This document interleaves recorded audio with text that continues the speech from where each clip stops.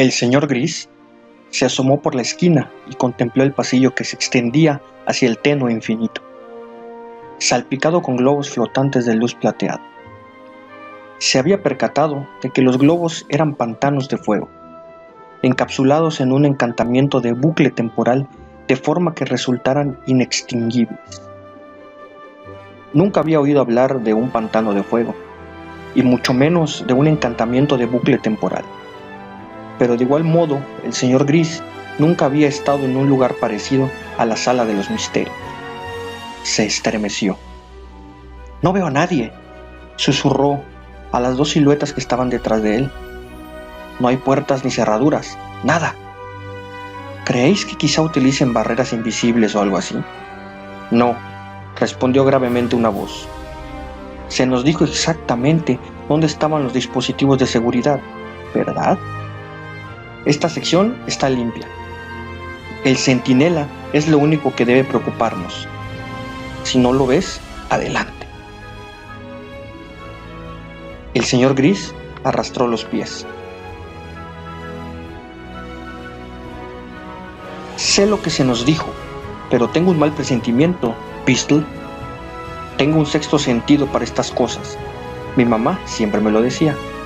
«No me llames Beastle, estúpido meolelo», dijo la voz grave, que pertenecía a un extraño duende grisáceo con camisa negra y pantalones largos. «Cuando estamos trabajando soy el señor Vermelon. Me cago en tu sexto sentido. Es solo que eres un pedazo de cobarde cuando estás en un lugar desconocido. Cuanto antes terminemos, antes volveremos a la guarida para celebrarlo». La tercera figura, un hombre alto, viejo y con una barba de chivo blanca y puntiaguda, pasó al señor Vermelon y avanzó con indiferencia, dirigiéndose pasillo abajo, examinando las puertas. «¿Ves cómo lo hace el señor Rosa?», dijo el señor Vermelon, siguiéndolo de cerca y mirando alrededor atentamente. «Sabe confiar en su información. Así es, sin centinela, sin problemas. ¿Y bien, señor Rosa?». El señor Gris se arrastró tras el señor Vermelon, frunciendo el ceño ampliamente y observando las misteriosas puertas. Había cientos, tal vez miles de ellas a lo largo del interminable corredor. Ninguna poseía nombres o marcas de ningún tipo. A la cabeza se podía oír al señor Rosa contando suavemente por lo bajo. «¿Por qué tengo que ser el señor Gris?», dijo Gris petulantemente. «A nadie le gusta el gris. Además, casi ni es un color en absoluto». El duende lo ignoró. Después de varios minutos, el señor Rosa dejó de caminar. Los señores Vermelon y Gris se detuvieron detrás de él, mirando alrededor con las cejas fruncidas. «Este no puede ser el lugar, señor Rosa», dijo el duende. «No hay puertas en esta sección. ¿Estás seguro que has contado bien?». «He contado bien», dijo el señor Rosa. Miró fijamente al suelo y a continuación arañó una sección de baldosas de mármol con el pie. Se oyó un chasquido en la esquina de una de las baldosas. El señor Rosa gruñó y se arrodilló. Comprobó la esquina rota con un dedo. Asintió para sí mismo. Luego enganchó el dedo en el agujero y dio un tirón. Una sección rectangular del alicatado del suelo se levantó, abriéndose ante él el tirón del dedo del señor Rosa. Hizo fuerza y el trozo rectangular del suelo se deslizó hacia arriba, como un largo cajón vertical, alzándose con un irritante estruendo hasta que tocó el techo. Se estremeció hasta colocarse completamente en su lugar. Era tan ancho y alto como una puerta, pero solo de unos cuantos centímetros de espesor. El señor Gris se asomó por el otro lado del cajón y pudo observar el interminable pasillo de la sala de los misterios extendiéndose tras él. «¿Cómo sabías que estaba allí?», exigió el señor Vermelon, atravesando con su mirada al señor Rosa. «Ella me lo dijo», respondió el señor Rosa, encogiéndose de hombros. «¿De veras eso hizo? ¿Hay algo más que sepas y que no nos hayas contado aún?». «Solo lo suficiente para sacarnos de aquí», replicó el señor Rosa. «Tú eres el experto en cerraduras, el señor Gris es la fuerza bruta y yo soy el guía. Todos sabemos lo que necesitamos saber y nada más». Ya, lo recuerdo», se quejó el duende. «Déjame ponerme con eso. ¿no?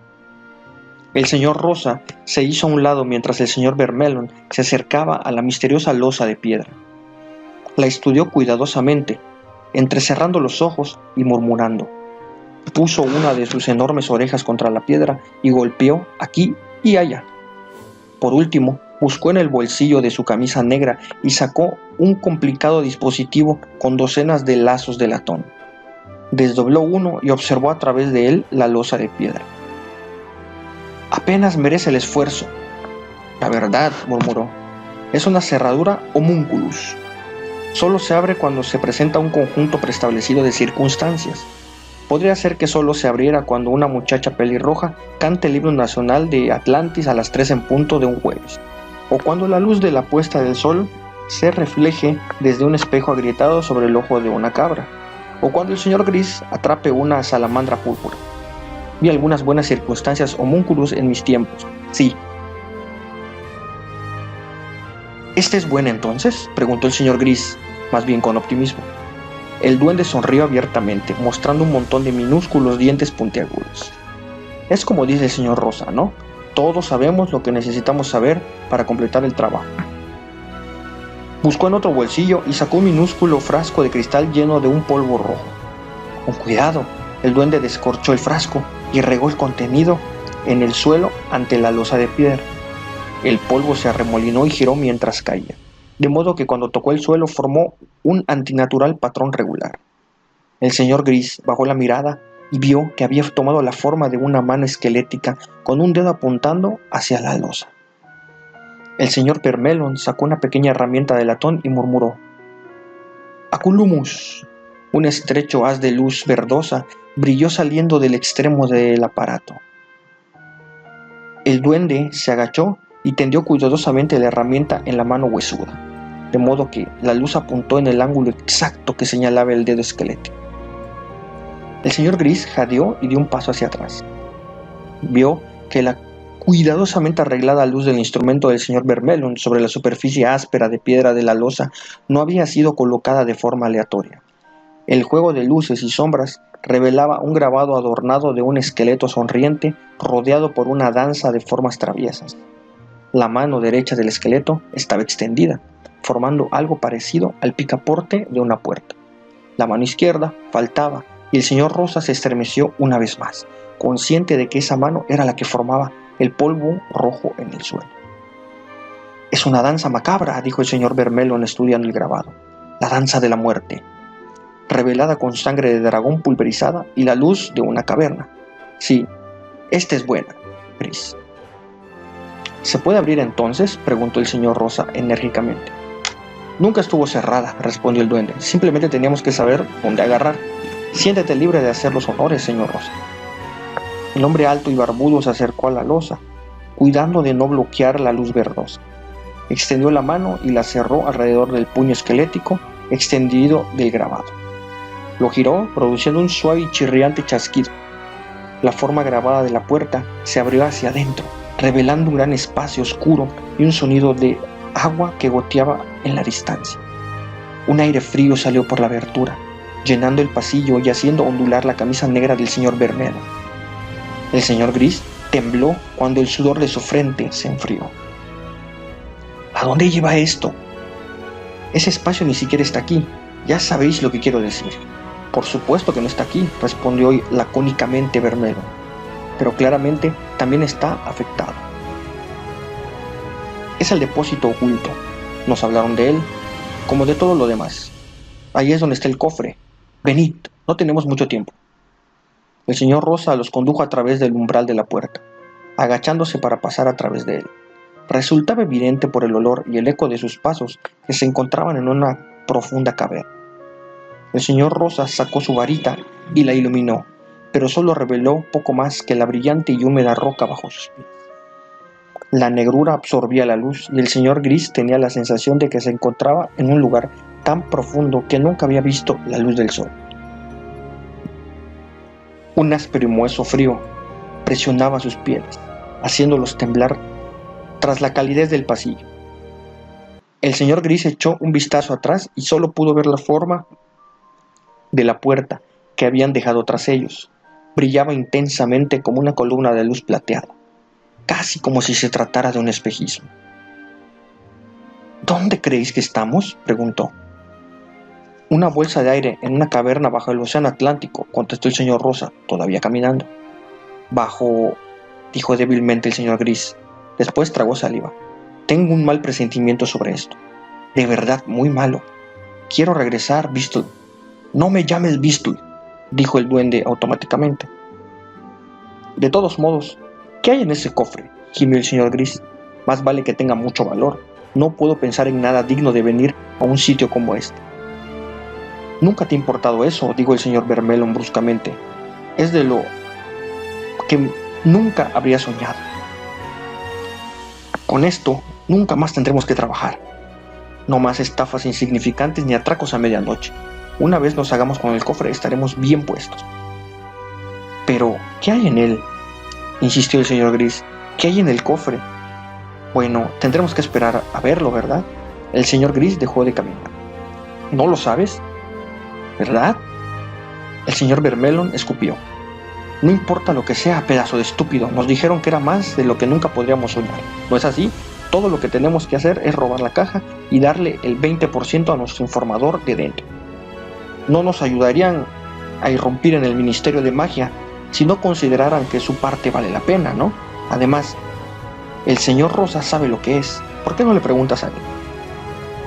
Yo tampoco lo sé, dijo el señor Rosa pensativamente. Se hizo un prolongado silencio. El señor Gris oía el constante goteo del agua resonando en la oscuridad. Finalmente el señor Vermelon habló. ¿Tú tampoco lo sabes? El señor Rosa sacudió la cabeza despacio, apenas visible a la luz de su propia varita. El duende frunció el ceño.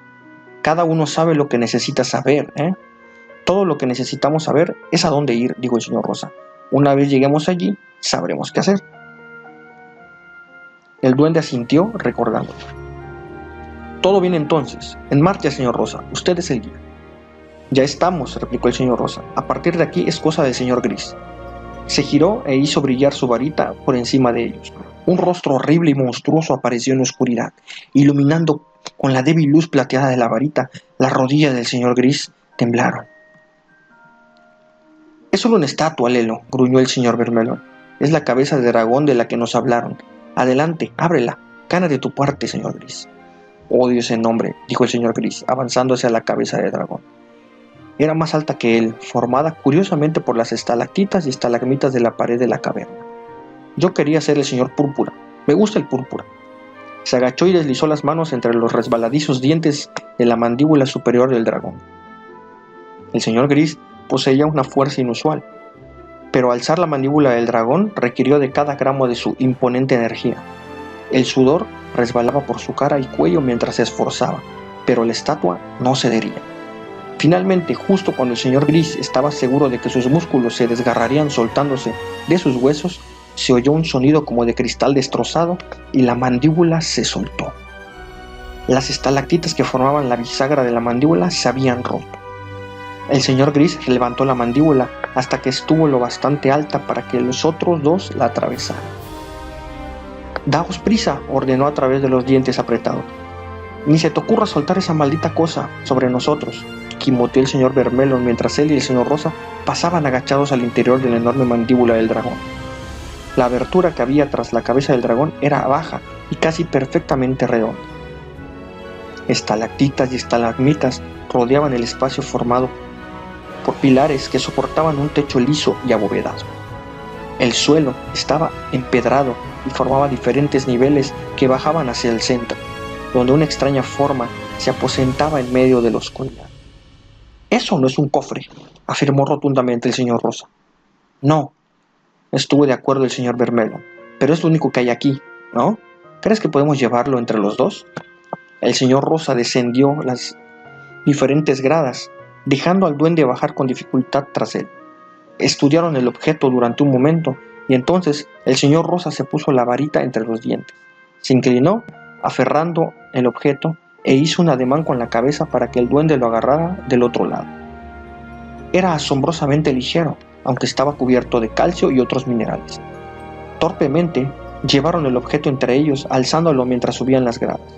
La luz de la varita del señor Rosa se balanceaba y sacudía, haciendo que sus sombras saltaran frenéticamente sobre las paredes de los pilares. Finalmente llevaron el objeto a través de la mandíbula abierta de la estatua de la cabeza de dragón. El señor Gris sudaba copiosamente y sus rodillas temblaban. Cuando vio que sus compañeros habían pasado, soltó la mandíbula superior, que se cerró de golpe y se hizo añicos, produciendo una nube de polvo arenoso y un estrépito ensordecedor. El señor Gris se desplomó hacia atrás sobre el pedregoso suelo de la caverna, desmayado por el esfuerzo.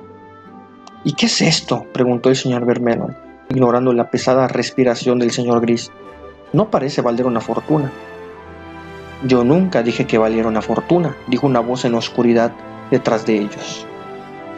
Simplemente dije que era suficiente para que no tuvieran que preocuparse durante el resto de su vida. Es curioso cuántos significados puede tener una frase, ¿verdad? El señor Vermelon giró sobre sus talones buscando la fuente de la voz, pero el señor Rosa se dio la vuelta lentamente, casi como si lo hubiera estado esperando. Una figura se alzaba en la oscuridad. Estaba vestida con ropas negras, el rostro quedaba oscurecido tras una horrible máscara centellante. Dos figuras más vestidas de forma similar surgieron de la oscuridad. «Reconozco tu voz», dijo el señor Rosa.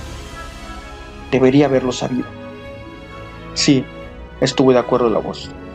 «Debió haberlo sabido, señor Fletcher». Pero no lo hizo. Sus años de experiencia no pueden rivalizar a su innata codicia. Y ahora ya es demasiado tarde. «Espere», gritó Vermelon, alzando las manos. «Teníamos un trato. No puede hacer esto. Teníamos un trato». «Lo teníamos, mi buen amigo duende. Muchas gracias por sus servicios. Aquí está su pago». Un destello de luz naranja emergió de una de las figuras enmascaradas, golpeando al señor Vermelon en la cara.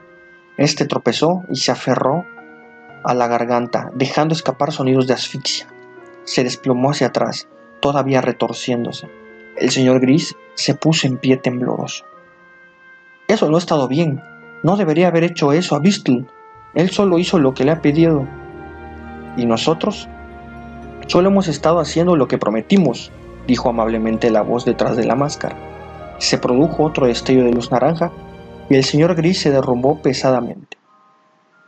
Las tres figuras enmascaradas se acercaron rodeando al señor Rosa. Él los miraba impotente. «Al menos decidme qué es», dijo. «Decidme qué es esa cosa que hemos conseguido para vosotros y por qué nos lo habéis encargado en vez de hacerlo vosotros mismos». «Su última pregunta, me temo, no es de su incumbencia, señor Fletcher», dijo la voz girándose alrededor. «Como dicen, si se lo dijéramos, tendríamos que matarle. De hacerlo así, no estaríamos cumpliendo con nuestro trato. Prometimos ocuparnos de usted durante el resto de su vida y tenemos intención de cumplir esa promesa. Puede que no sea una gran vida, concedido, pero los mendigos no pueden escoger». Una varita apareció apuntando a la cara del señor Rosa. No había utilizado el nombre de Fletcher en años. Lo había abandonado cuando había abandonado su vida como ladrón.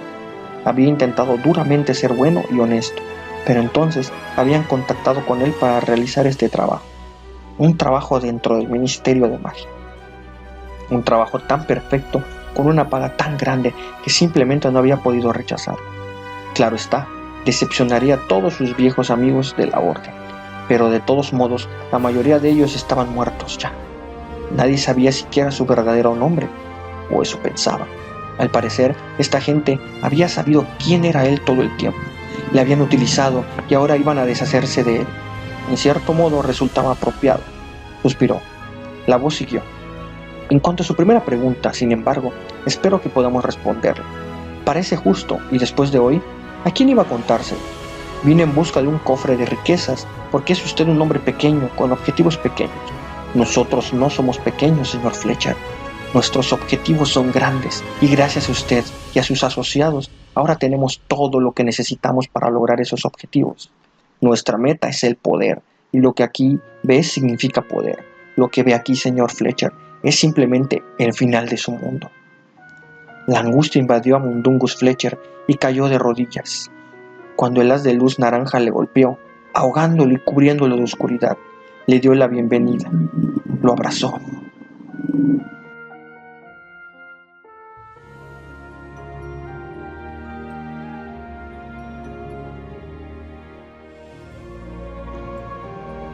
James Potter avanzaba lentamente a lo largo de los estrechos pasillos del tren, asomándose tan indiferentemente como podía a cada compartimiento.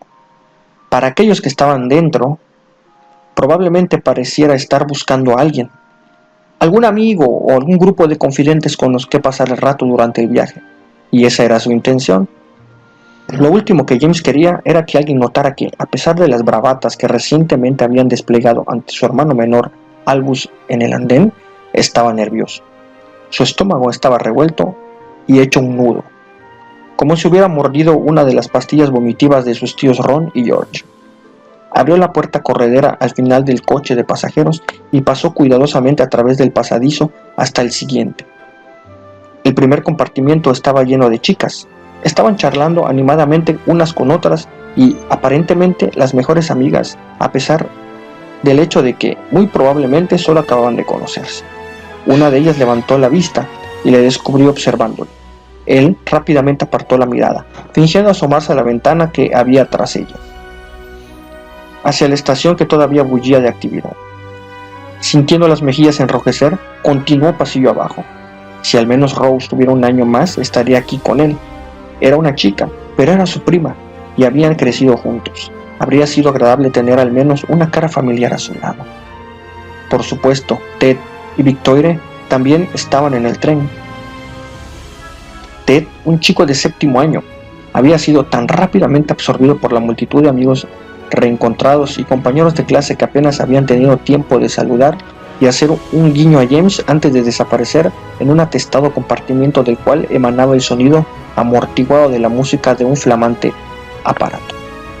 Victoire, 5 años mayor que él, le había invitado a sentarse con ella durante el viaje, pero James no se sentía tan cómodo como con ella como con Rose, y no le complacía la idea de escucharla cotorrear con las otras 4 chicas de su compartimiento sobre coloretes de polvo pixie y encantamientos para el cuidado del cabello.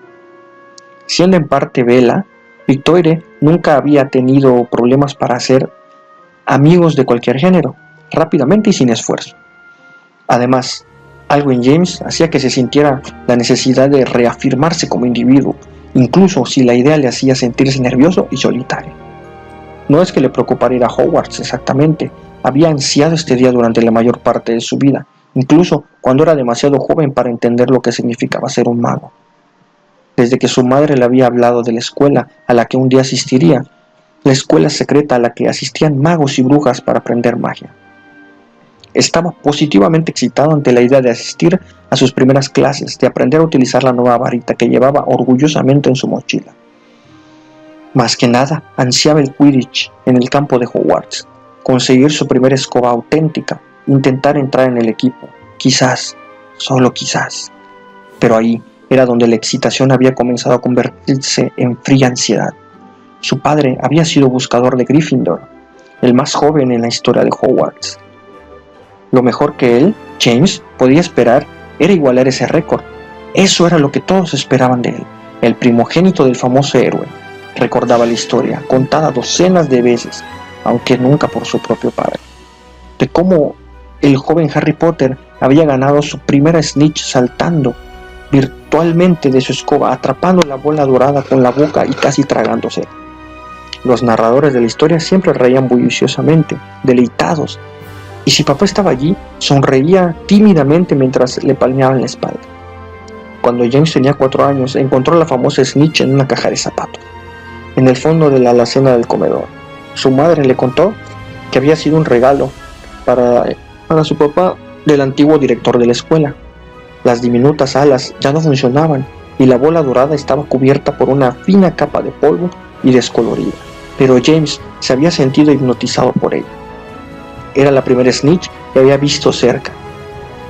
Parecía a la vez más pequeña y más grande de lo que había imaginado, y su peso en la pequeña mano había sido sorprendente. Esta es la famosa snitch, había pensado James reverentemente, la de la historia, la que cogió mi papá. Le preguntó a papá si podía quedársela en su habitación o guardarla en la caja de zapatos cuando no jugara con él. Su padre accedió fácilmente, alegremente, y James llevó la caja de zapatos desde el fondo de la alacena a un lugar bajo la cabecera de su cama, cerca de su escoba de juguete. Fingía que la oscura esquina bajo la cabecera era su taquilla de Quidditch. Pasaba muchas horas fingiendo zumbar y esquivar sobre el campo de Quidditch, persiguiendo a la legendaria Snitch, a la que al final siempre cazaba con un fantástico picado, saltando, atrapando la descolorida Snitch de su padre ante la aprobación de imaginarias multitudes rugientes. Pero ¿y si James no podía atrapar la Snitch como había hecho su padre? ¿Y si no era bueno con la escoba? Tío Ron decía que montar una escoba estaba en la sangre de los Potter, tan seguro como era para los dragones respirar fuego. Pero, ¿y si James probaba que estaba equivocado? ¿Y si era lento o torpe? ¿O se caía? ¿Y si ni siquiera conseguía entrar al equipo? Para el resto de los de primer año, eso solo sería un ligero disgusto. Aunque las reglas habían cambiado para admitirlos, muy pocos de primero entraban en los equipos de las casas. Para James, sin embargo, significaría que ya estaría decepcionando las expectativas, ya habría fallado el ser tan grande como el gran Harry Potter, y si no podía siquiera igualar a su padre en términos de algo tan elemental como el Quidditch, ¿cómo podía esperar igualar a la leyenda del chico que derrotó al basilisco, ganó la Copa de los Tres Magos, reunió las reliquias de la muerte y, oh sí, acabó con el viejo Moldy Boldy, el mago más oscuro y peligroso que haya existido nunca? El tren dio un ruidoso y prolongado bandazo. ¡Fuera! La voz del conductor llamó para la que las puertas se cerraron. James se detuvo en el pasillo, repentinamente sobrecogido por la fría certeza de que lo peor ya había ocurrido. Ya había fallado miserablemente incluso antes de empezar a intentarlo. Sintió una profunda y súbita puñalada de nostalgia por el hogar y parpadeó para contener las lágrimas mirando rápidamente el siguiente compartimiento. Había dos chicos dentro, ninguno hablaba, ambos miraban por la ventana mientras el andén 9 3/4 empezaba a pasar lentamente. James abrió la puerta e irrumpió rápidamente esperando ver a su familia por la ventana, sintiendo una enorme necesidad de verles una última vez antes de que fuera demasiado tarde. Su propio reflejo en el cristal, iluminado por el fuerte sol de la mañana, oscureció la visión de la multitud de fuera. Había tanta gente, nunca los encontraría entre el gentío. Examinó la multitud desesperadamente de todos modos, y allí estaban, justo donde los había dejado, un pequeño grupo de gente de pie entre las caras sonrientes, como rocas en un arroyo. No le veían, no sabían en qué parte del tren estaba. Tío Bill y tía Fleur estaban saludando a un punto más atrás en el tren, aparentemente despidiendo a Victoria. Papá y mamá sonreían hacia el tren, examinando las ventanas. Albus estaba de pie junto a papá, y Lily cogía la mano de mamá, extasiada ante la gigantesca máquina carmesí, mientras ésta escupía grandes bocanadas de vapor, siseaba y silbaba, ganando velocidad. Entonces, los ojos de mamá se fijaron en James y su cara se iluminó. Dijo algo y papá se giró mirando, y le encontró. Ambos saludaron, sonriendo orgullosamente.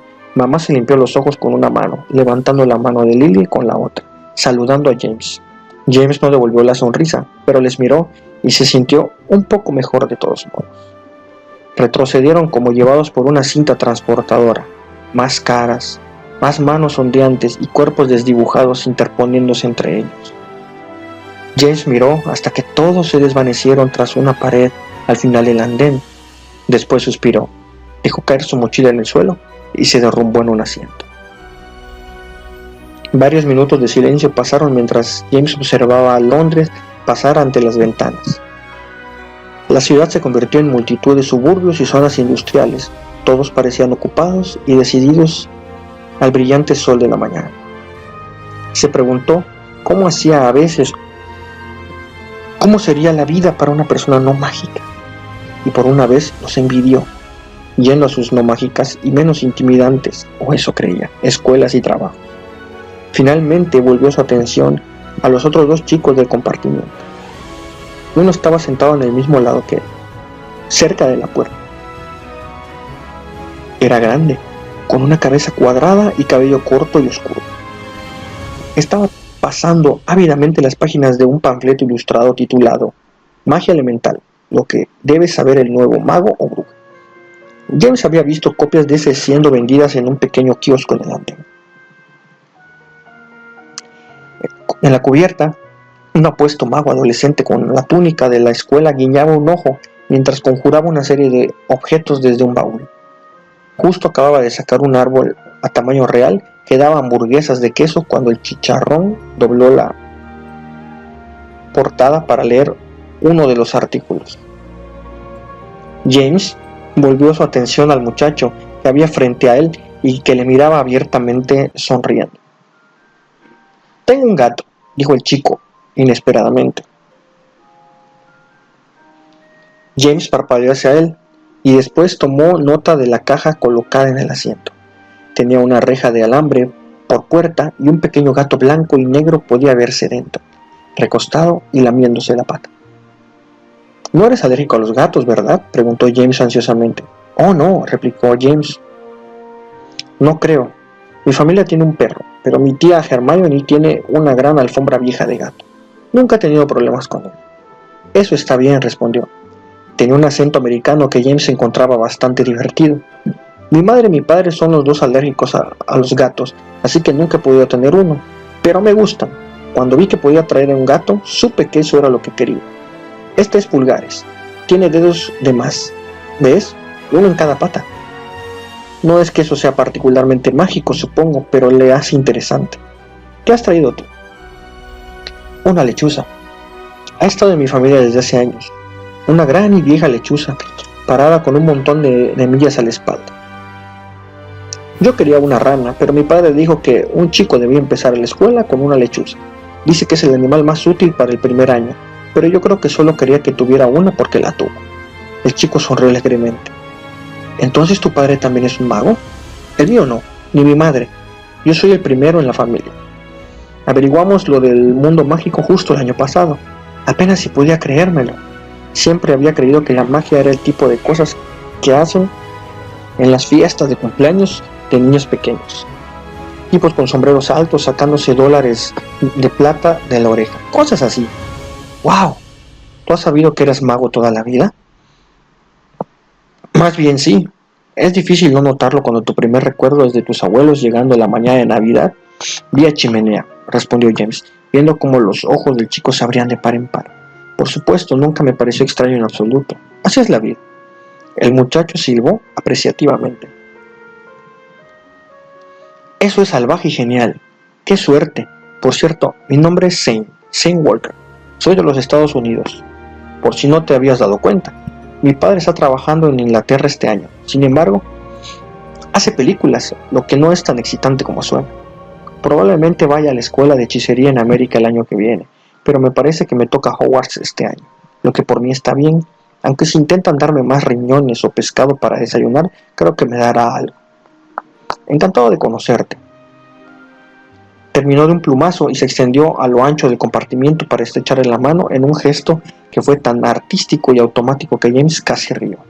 Estrechó la mano de Zane alegremente, aliviado de haber hecho tan rápidamente una amistad. «Yo también me alegro de conocerte, Zane. Mi nombre es Potter, James Potter». Zane se volvió a sentar y miró a James, inclinando la cabeza curiosamente. «¿Potter? ¿James Potter?», repitió. James sintió un pequeño y familiar remalazo de orgullo y satisfacción. Estaba acostumbrado a ser reconocido, aunque fingiera que no siempre le gustaba. Zane mostró una expresión medio ceño, media sonrisa. «¿Dónde está Q007? James vaciló. «¿Perdón? ¿Qué?» «Oh, lo siento», dijo Zane. Su expresión cambió a una de diversión. «Creí que estabas haciendo una broma por James Bond». Es difícil decirlo con ese acento. «¿James qué?», dijo James, sintiendo que la conversación se le escapaba. ¿Y cómo que acento? Tú eres el que tiene acento. Tu apellido es Potter». Eso había venido del tercer muchacho del compartimiento que bajó su panfleto un poco. «Sí, James Potter». «¿Potter?», dijo Zane en un intento bastante ridículo de fingir un acento inglés. «James Potter», alzó el puño hasta la altura de la cara, con el dedo anular apuntando hacia el techo como si fuera una pistola. «¿Estás emparentado con este chico Potter?», dijo el chicarrón, ignorando a Zane. «Estoy leyendo sobre él en este artículo, breve historia del mundo mágico. Al parecer ha hecho cosas bastante geniales». «Ya no es un chico», rió James, «es mi padre. Pierde mucho cuando le ves comiendo cereales en calzoncillos cada mañana». Eso no era técnicamente cierto, pero a la gente siempre le aliviaba pensar que habían conseguido un vistazo mental del gran Harry Potter en un momento cándido. El chicarrón alzó las cejas, frunciendo ligeramente el ceño. ¡Guau! ¡Genial! Aquí dice que derrotó al mago más peligroso que ha existido nunca. Un tipo llamado...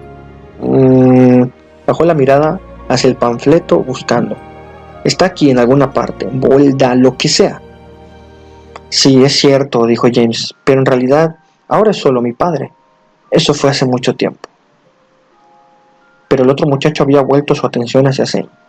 ¿Tú también eres un nacido mogul?, preguntó. Zane apareció perplejo por un momento. ¿Qué? ¿Un nacido qué? Con padres no mágicos, como yo, dijo seriamente. Estoy intentando aprender el lenguaje. Mi padre dice que es importante tener una idea de lo básico directamente. Él es mogul, pero ya ha leído Hogwarts una historia, de cabo a rabo. Me machacó con ella todo el camino, preguntándome algo. Pregúntame, lo que sea. Su mirada viajaba de Zane a James. James alzó las cejas hacia Zane, que frunció el ceño y sacudió la cabeza. ¿Cuántas son 7 por 43? El chicarrón puso los ojos en blanco y se derrumbó en su asiento. Quería decir sobre Hogwarts y el mundo mágico. Tengo una varita nueva, dijo Zane, abandonando y girándose para rebuscar en su mochila. Está hecha de abedul, con una cola de unicornio o algo así. No puedo conseguir que haga nada aún. No por falta de esfuerzo, por cierto, os lo aseguro. Se giró, haciendo una floritura con la varita, que estaba envuelta en una tela amarilla. Soy Ralph, dijo el chicarrón, dejando a un lado el panfleto. Ralph Diddle. Conseguí mi varita ayer. Está hecha de sauce, con un núcleo de bigote de un yeti del Himalaya. James le miró fijamente. ¿Un qué? Un bigote de yeti del Himalaya. Muy raro. Según el hombre que nos la vendió, le costó a mi padre 20 galeones, que traducido a libras es una buena suma, creo. Estudió las caras de Zane y James por turnos. ¿Por qué? James alzó las cejas. Nada, solo que nunca había oído hablar de un yeti del Himalaya. Ralph se rió y se inclinó hacia adelante ansiosamente. Claro, ya sabes lo que son. Alguna gente los llama abominables hombres de las nieves. Yo siempre había pensado que eran imaginarios, ya sabes, pero entonces el día de mi cumpleaños mi padre y yo averiguamos que yo era un mago, y siempre había imaginado que los magos eran imaginarios también. Bueno, ahora estoy aprendiendo que toda clase de locuras que creía que eran imaginarias se están convirtiendo en realidad. Recogió su panfleto de nuevo y pasó las páginas con una mano, gesticulando vagamente con la otra. Solo por curiosidad, dijo James cuidadosamente, ¿dónde compraste tu varita? Ralph sonrió. Oh, bueno, creíamos que esa iba a ser la parte difícil, ¿sabes? Quiero decir que no parece haber tiendas de varitas en cada esquina de donde yo vengo, es decir, en Surrey. Así que bajamos a la ciudad antes y seguimos las instrucciones hasta el callejón diago. Sin problema, había un hombre allí, en la esquina de la calle, con un pequeño puesto. Zane estaba observando a Ralph con interés. Un pequeño puesto, animó James. Sí, por supuesto, no tenía las varitas allí mismo, a simple vista. Estaba vendiendo mapas. Papá compró uno y pidió instrucciones para llegar al mejor fabricante de varitas de la ciudad. Mi padre desarrolla software de seguridad para ordenadores. ¿Lo he mencionado ya? Como sea, preguntó por el mejor, el más conocido fabricante de varitas. Resulta que el hombre era un experto fabricante de varitas él mismo. Solo hace unas pocas al año. Pero las guarda para gente especial que ya sabe lo que está buscando. Así que papá le compró la mejor que tenía. James estaba intentando mantener la cara seria. La mejor que tenía, repitió. Sí, confirmó Ralph. Rebuscó en su propia mochila y sacó algo de más o menos el tamaño de un rodillo de amasar, envuelto en papel marrón. La de núcleo de yeti, confirmó James. Ralph le miró de repente fijamente, medio pensando en desenvolver el paquete que había sacado de la mochila. ¿Sabes? Empieza a sonar un poco tonto cuando lo cuentas, ¿verdad? Preguntó poco melancólicamente. Ah, una chorrada. Quitó el papel marrón. La varita era de alrededor de 18 pulgadas de largo y tan gruesa como un palo de escoba. El extremo había sido limado hasta formar un punto romo y pintado de verde lino. Todos la miraron. Después de un momento Ralph miró un poco desesperadamente a James. En realidad no es una buena para nada mágico, ¿verdad? James inclinó la cabeza. Bueno, estaría bien para matar vampiros, creo yo. ¿Sí? Ralph se animó. Zane se enderezó y señaló en la puerta del compartimiento. ¡Guau! ¡Comida! James! ¿Tienes algo de este excéntrico dinero mágico? Estoy hambriento. La vieja bruja que llevaba el carrito de la comida se asomó por la puerta abierta de su compartimiento. ¿Queréis algo, queridos? Zane ya se había levantado de un salto y estaba mirando ansiosamente la mercancía, examinándola con ojo serio y crítico. Volvió la mirada hacia James expectante. Vamos, Potter, es tu oportunidad para darnos la bienvenida a los nacidos muggles. A la mesa, con un poco de generosidad mágica. Todo lo que tengo es un billete de $10 americanos. Se volvió hacia la bruja. No acepta verdes americanos, ¿verdad? Ella parpadeó y pareció ligeramente estupefacta. ¿Verdes americanos? ¿Perdón? Demonios, eso pensaba, dijo Zane, sacudiendo las plumas vueltas hacia arriba hacia James. James buceó en el bolsillo de sus vaqueros, divertido y asombrado por la temeridad del chico. El dinero mágico no es como el dinero de juguete, ¿sabes? Reprobadoramente, pero había una sonrisa en su voz. Ralph levantó la mirada de su panfleto otra vez, parpadeando. ¿Acaba de decir demonios? ¡Oh, mirad esto!, gritó Zane alegremente. Pasteles de caldero y varitas de regalis. Vosotros los magos realmente sabéis cómo llevar a cabo una metamorfosis. Nosotros los magos, quiero decir, ¿eh? James pagó a la bruja y Zane volvió a dejarse caer en el asiento, abriendo una caja de varitas de regalos. Un surtido de varitas de colores yacía en pulcros compartimientos. Zane sacó una roja, le quitó el envoltorio y la sacudió hacia Ralph. Se oyó un pop y una lluvia de diminutas flores púrpura brotaron de la pechera de la camiseta de Ralph. Ralph bajó la mirada hacia ellas. Mejor que cualquier cosa que le haya sacado a mi varita hasta ahora, dijo Zane, mordiendo el extremo de la varita con gusto. James se sintió sorprendido y complacido al notar que ya no estaba nervioso, o al menos no mucho. Abrió la caja que contenía su propia rana de chocolate, cogió a la rana en el aire cuando ésta saltó y le arrancó la cabeza de un mordisco. Miró en el fondo de la caja y vio la cara de su padre asomando hacia él. Harry Potter, el niño que sobrevivió, ponía la leyenda del fondo de la tarjeta. Sacó la tarjeta de la caja y se la ofreció a Ralph. Toma, una cosilla para mi nuevo amigo nacido Muggle, dijo. Cuando Ralph la tomó, Ralph apenas lo notó. Estaba masticando, sujetando en lo alto una de las diminutas flores púrpuras. No estoy seguro, dijo examinándola, pero creo que estas están hechas de merengue. Después del ramalazo inicial de excitación y preocupación, después del tumulto de hacer nuevas amistades, el resto del viaje en el tren pareció inusitadamente mundano. James se encontró a sí mismo actuando por turnos como un guía turístico para sus dos amigos o teniendo conversaciones en las que les explicaba las costumbres y conceptos de la vida Muggle. Le parecía increíble que aparentemente hubieran pasado gran parte de sus vidas viendo la televisión, o si no la estaban viendo, parecía que ellos y sus amigos estuvieran jugando a juegos en ella, fingiendo conducir coches de carreras, correr aventuras o practicar deportes. James había oído hablar de la televisión, por supuesto, y de los videojuegos, pero habiendo tenido principalmente amigos magos, había asumido que los niños Muggle solo se preocupaban en esas actividades cuando no había absolutamente nada mejor que hacer. Cuando le preguntó a Ralph por qué pasaba tanto tiempo practicando deportes en la televisión en vez de hacerlo en la vida real, Ralph simplemente había puesto los ojos en blanco. Había soltado un ruido exasperado y después había mirado impotentemente a Zane. Zane había palmeado la espalda de James y había dicho: James, colega, es una cosa Muggle, no lo entenderías. James, a su vez, tuvo que explicar lo mejor que pudo en qué consistía Hogwarts y el mundo mágico. Les habló de la naturaleza intrazable del castillo, lo que significaba que no podía ser encontrado en ningún mapa por nadie que no conociera ya su localización. Describió las casas de la escuela y explicó el sistema de puntos del que sus padres le habían hablado. Intentó lo mejor que pudo explicar el Quidditch, lo cual pareció dejarlos a ambos confusos y frustrantemente faltos de entusiasmo al respecto. Zane tenía la ridícula idea de que solo las brujas montaban en escoba, aparentemente basada en una película llamada El Mago de Oz. James intentó muy pacientemente explicar que magos y brujas montaban en escoba y que no era en absoluto cosa de chicas. Zane, claramente insensible a la consternación que esto estaba causando, procedió a insistir en que se suponía que todas las brujas tenían la piel verde y verrugas en la nariz, y la conversación se deterioró rápidamente. Justo cuando la noche estaba comenzando a pintar el cielo de un pálido púrpura y a marcar las siluetas de los árboles fuera de las ventanas del tren, un muchacho alto y mayor, con un cabello rubio pulcramente recortado, llamó agudamente a la puerta del compartimiento. «Estación de Hogsmeade al frente», dijo, asomándose con un aire de enérgico propósito. «Colegas, puede que queráis ir poniéndonos las túnicas de la escuela». Zane frunció el ceño y alzó las cejas hacia el chico.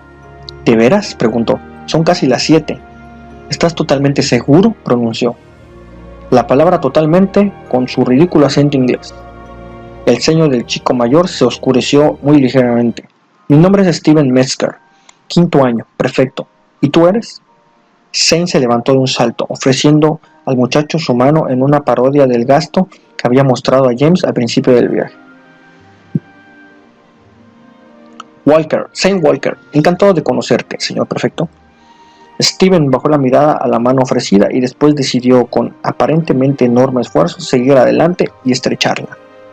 Habló para todo el compartimiento mientras lo hacía. «Habrá una cena en el gran comedor a vuestra llegada a la escuela. Se exige la túnica escolar. Asumiré por su acento, señor Walker», dijo, retirando su mano y mirando de reojo a Zane, «que vestirse para cenar es un concepto relativamente nuevo para usted. Sin duda, lo captará con rapidez». Cruzó la mirada con James, le dirigió un guiño rápido y desapareció pasillo abajo. «Sin duda lo haré», dijo Zane alegremente. James ayudó a Ralph y a Zane a dar sentido a sus túnicas. Ralph se había puesto la suya al revés, lo que hizo que pareciera el clérigo más joven que jamás había visto nunca. Zane, gustándole su aspecto, le había dado la vuelta a la suya a propósito, proclamando que si no estaba de moda aún, sin duda pronto lo estaría. Solo cuando James insistió que sería irrespetuoso para la escuela y los profesores, Zane estuvo de acuerdo reluctantemente en ponérsela bien. James había sido informado repetidamente y con todo lujo de detalles de lo que ocurriría cuando llegara. Conocía la estación de Hogsmeade, había estado allí alguna que otra vez cuando era muy pequeño, aunque no tenía recuerdos de ello. Sabía lo de los botes que les llevarían a través del lago y había visto docenas de fotografías del castillo. Aún así, descubrió que ninguna de ellas le había preparado lo bastante para su grandeza y solemnidad. Mientras los diminutos botes se deslizaban sobre el lago, formando ondas en forma de V sobre el agua vidriosa, James miraba fijamente con una especie de maravilla que era quizá incluso mayor, la de que sentían aquellos que acompañaban, que no habían venido creyendo saber lo que les esperaba. La pura masa del castillo te asombró, pesado y erguido sobre la gran colina rocosa. Se remontaba hacia arriba en torretas y almenas.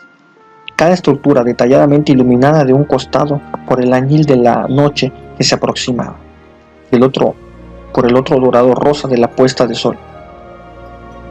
Una galaxia de ventanas punteaba el castillo, resplandeciendo con un cálido amarillo desde los costados ensombrecidos, brillando como la luz del sol. La enormidad de la visión pareció aplastar a James con un temor agradable, atravesándole directamente y bajando hasta su propio reflejo en el espejo del lago.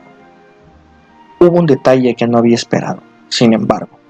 A medio camino de cruzar el lago, justo cuando la conversación había comenzado de nuevo a surgir otra vez entre los nuevos estudiantes, le habían empezado a hablar en voz alta excitadamente, de llamarse unos a otros a través del agua, James advirtió que había otro bote en el lago, al contrario que los que él y sus compañeros de primer año abordaban. Este no estaba iluminado por una linterna. No se aproximaba al castillo, se alejaba de las luces de Hogwarts, un enorme bote que navegaba por sí mismo, pero aún así lo bastante pequeño como para casi perderse entre las sombras apagadas de la orilla del lago.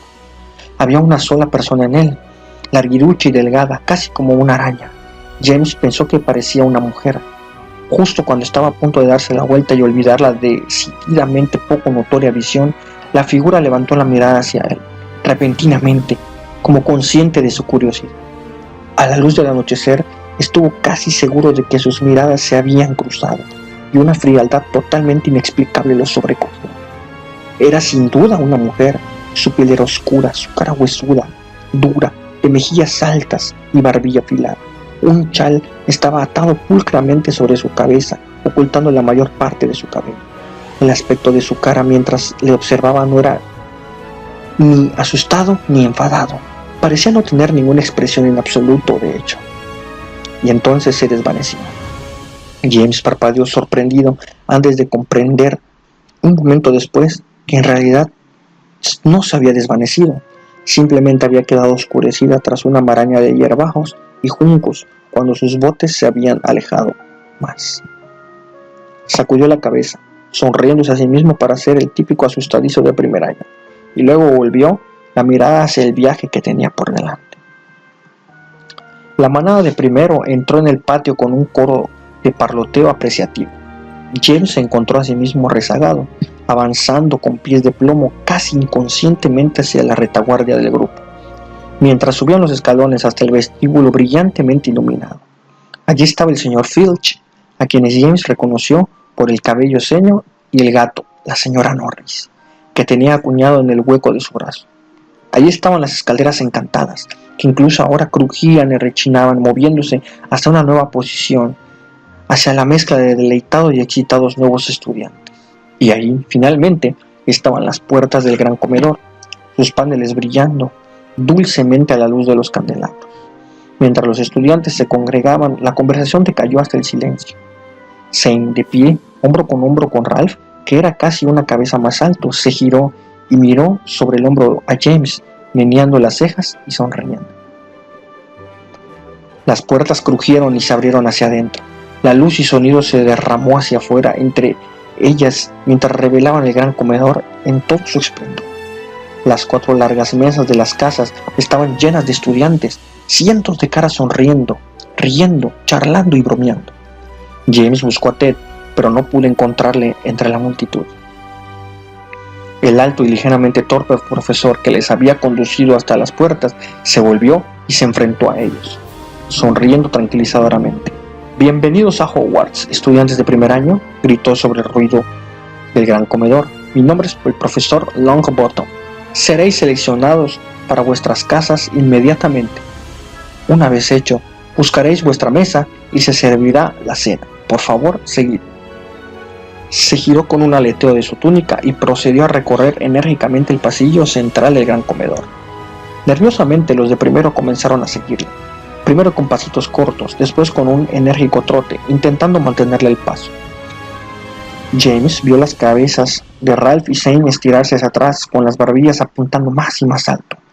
Casi había olvidado el techo encantado. Miró hacia arriba él mismo, pero solo un poco. No quería que pareciera como si estuviera demasiado impresionado. Cuanto más alto miraba, más resplandecía el cielo raso y los huecos se volvían transparentes, revelando una sorprendente representación del cielo de afuera. Frías estrellas de aspecto quebradizo relucían como polvo de plata sobre el terciopelo de un joyero, y a la derecha, justo sobre la mesa Gryffindor, podía verse la media luna. Su gigantesca cara parecía a la vez alocada y jovial. «¿Ha dicho que su nombre es Longbottom?», dijo Zane a James por la comisura de la boca. «Sí, Neville Longbottom». «¡Wow!», dijo Zane en voz baja. «Caray, realmente tenéis mucho que aprender sobre sutileza. Ni siquiera sabría por dónde empezar con un nombre como ese». Ralph le hizo callar cuando la multitud empezó a callarse, al advertir a los de primero que se alineaban en la parte delantera del comedor. James miró a lo largo de la mesa que había sobre el estrado, intentando distinguir a los profesores de los que había oído hablar. Estaba el profesor Slughorn, con un aspecto tan ridículamente barroco como sus padres habían descrito. Slughorn, recordó, había llegado como profesor sustituto en la época de sus padres, aparentemente a regañadientes, y después simplemente nunca se había ido. Junto con él estaba el fantasmal profesor Binns, después la profesora Trelawney, parpadeando como una lechuza tras sus gigantes gafas.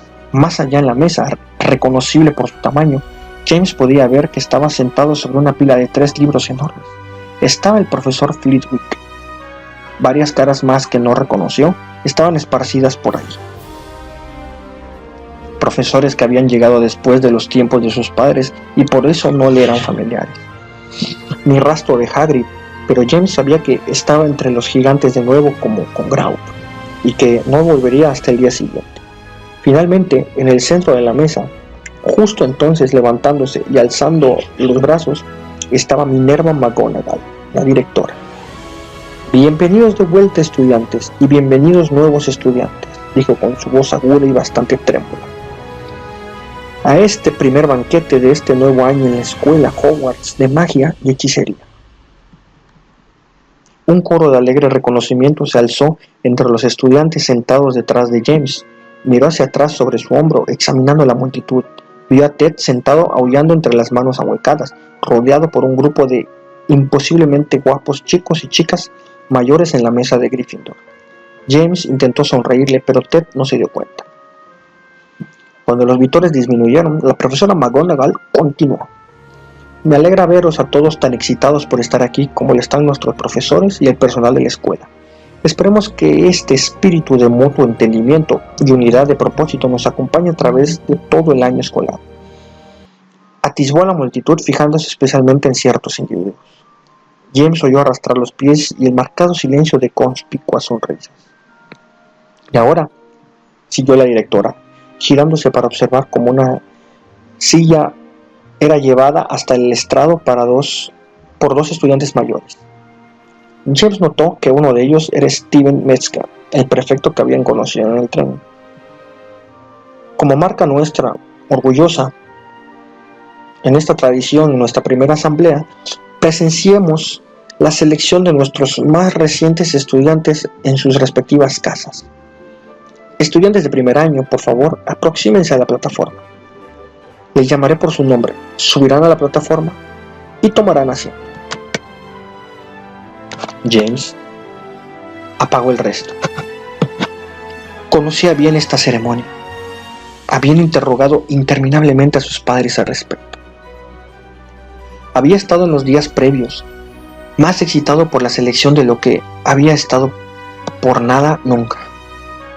En verdad, reconocía ahora que su excitación había enmascarado en realidad un miedo entumecedor y terrible. El sombrero seleccionador era la primera prueba que tenía que pasar para probar que era el hombre que sus padres esperaban que fuera. El hombre que el mundo mágico ya había empezado a asumir que era. No le había asaltado de todo hasta que había visto el artículo en El Profeta. Había sido un artículo frívolo y bastante alegre, del tipo, ¿qué pasaría si? Y aún así había llenado a James con una especie de frío y espeluznante miedo. El artículo resumía la actual biografía de Harry Potter. Ahora casado con su novia de la escuela, Ginny Weasley, y anunciaba que James, el hijo primogénito de Harry y Ginny, asistiría a su primer año en Hogwarts.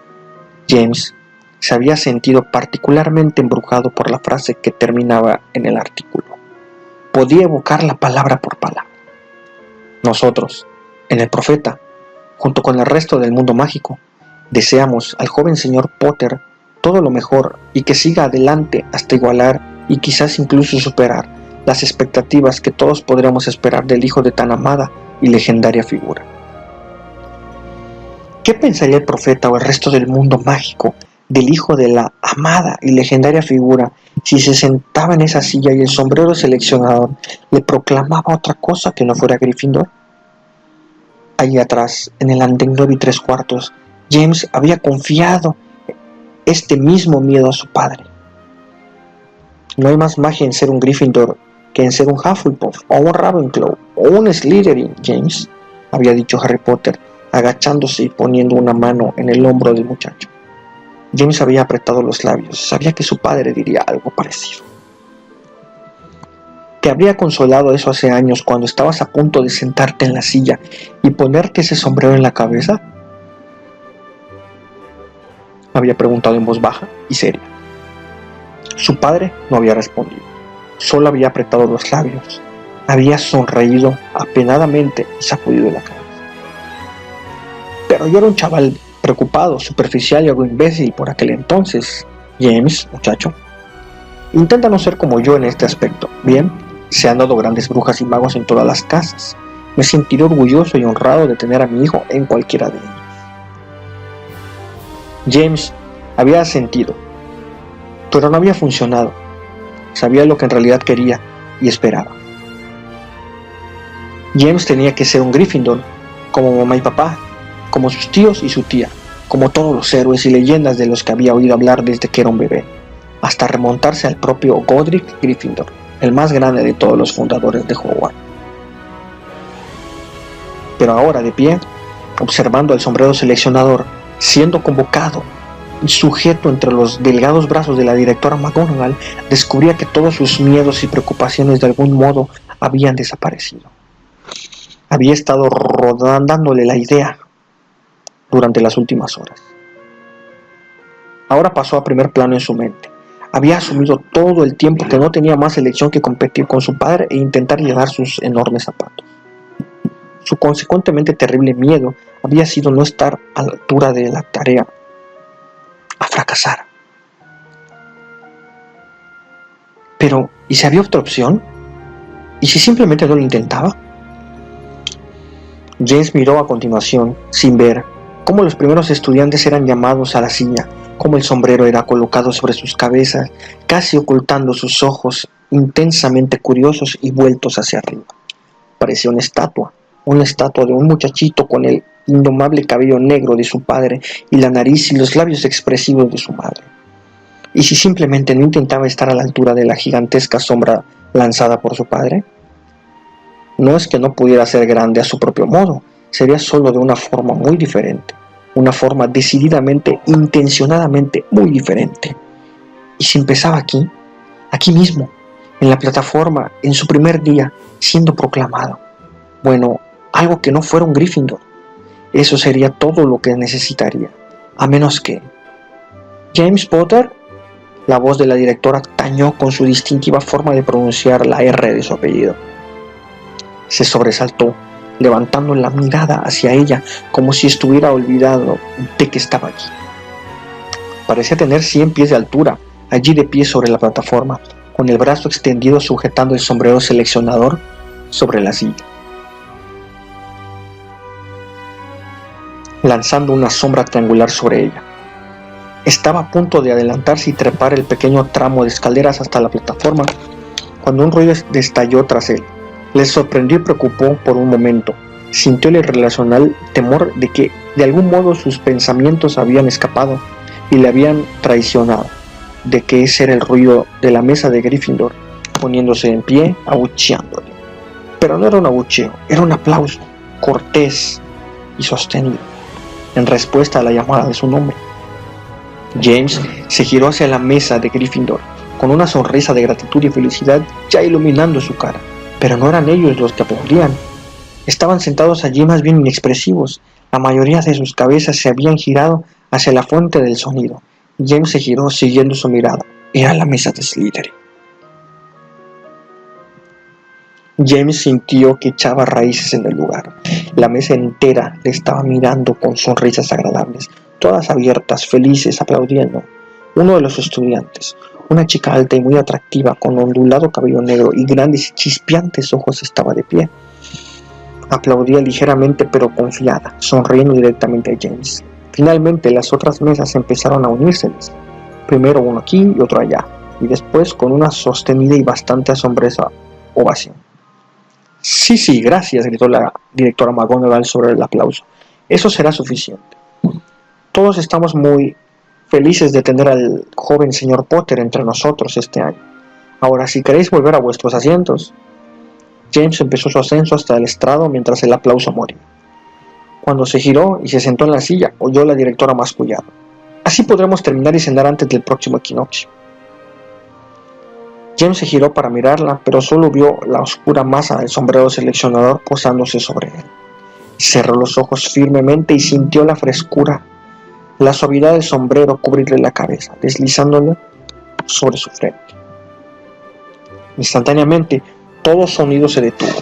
James estaba en la mente del sombrero, o quizás era la inversa, el sombrero hablaba, pero no a él. Potter James, sí, he estado esperando a otro Potter, que se coloca bajo mi ala.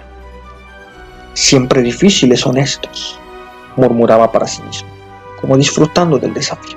Valor, sí, como siempre, pero el valor es barato en la juventud. Aún así, buen material para Gryffindor, como los anteriores.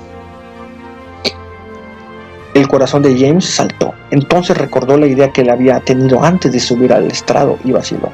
No tengo que jugar a este juego, pensó para sí mismo. No tengo que ser un Gryffindor.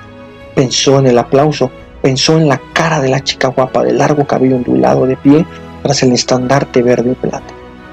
Slytherin piensa, consideró el sombrero en su cabeza.